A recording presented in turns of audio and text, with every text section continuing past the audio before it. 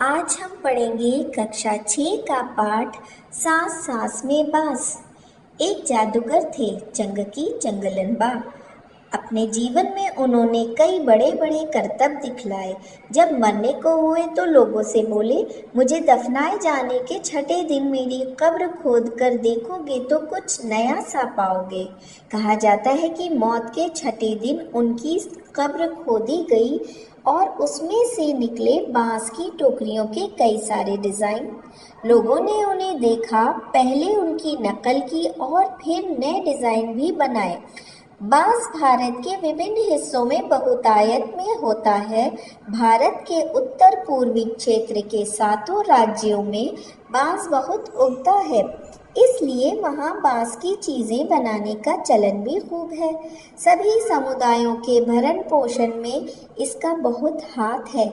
यहाँ हम खास तौर पर देश के उत्तरी पूर्वी राज्य नागालैंड की बात करेंगे।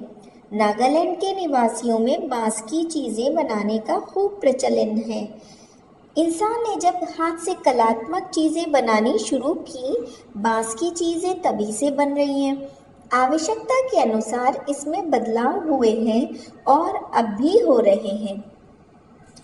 कहते हैं कि बांस की बुनाई का रिश्ता उस दौर से है जब इंसान भोजन इकट्ठा करता था।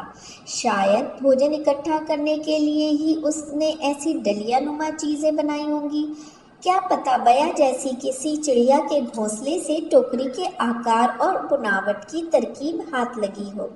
बांस से केवल टोकरियां ही नहीं बनती, बांस की खपच्चियों से ढेर सारी चीजें बनाई जाती हैं, जैसे तरह तरह की चटाइयाँ, टोपियाँ, टोकरियाँ, बर्तन, बैलगाड़ियाँ, फर्नीचर, सजावटी सामान, जाल, मकान, पुल और खिलौने भी। असम में ऐसे ही एक जाल जकाई से मछली पकड़ते हैं।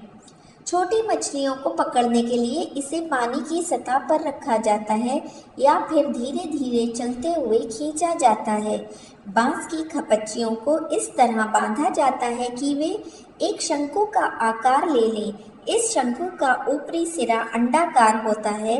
निचले नोकीले सिरे पर खपच्चियां एक दूसरे में गुंथी हुई होती हैं। खपच्चियों से तरह तरह की टोपियां भी बनाई जाती हैं।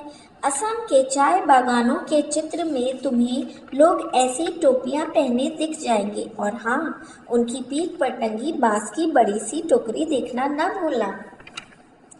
जुलाई से अक्टूबर घनघोर बारिश के महीने, यानी लोगों के पास बहुत सारा खाली वक्त या कहो आसपास के जंगलों से बांस इकट्ठा करने का सही वक्त। आमतौर पर वे 1 से 3 साल की उम्र वाले बांस काटते हैं।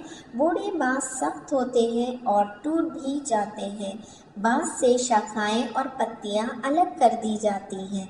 इसके बाद ऐसे बांसों को चुना जाता है जिनमें गांठें दूर दूर होती हैं। दाव यानी चौड़े चांद जैसी फाल वाले चाकू से इन्हें छीलकर खपच्चियां तैयार की जाती हैं। खपच्चियों की लंबाई पहले से ही तय कर ली जाती है। मसलन आसन जैसी छोटी चीजें बनाने के लिए बांस को हर एक गठान से काटा जाता है, लेकिन टोकरी बनाने के लिए हो सकता है कि 2 या 3 या 4 गठानों वाली लंबी खपच्चियां काटी जाएं। यानी कहाँ से काटा जाएगा, ये टोकरी की लंबाई पर निर्भर करता है। आमतौर पर खपच्चियों की चौड़ाई 1 इंच से ज़्यादा नहीं होती है। चौड़ी खपच्चियाँ किसी काम की नहीं होती हैं। इन्हें चीरकर पतली खपच्चियाँ बनाई जाती हैं। पतली खपच्चियाँ लचीली होती हैं। खपच्चियाँ चीरना उस्तादी का काम है। हाथों की कलाकारी के बिना खपच्चियों की मोटाई बराबर बनाए रखना आसान नहीं। इस हुनर को पाने में काफ़ी समय लगता है। टोकरी बनाने से पहले खपच्चियों को चिकना बनाना बहुत ज़रूरी है। यहाँ फिर दाव काम आता है। खपच्ची बाएं हाथ में होती है और दाव दाएं हाथ में। दाव का धारदार सिरा खपच्ची को दबाए रहता है, जबकि तर्जनी दाव के एकदम नीचे होती है।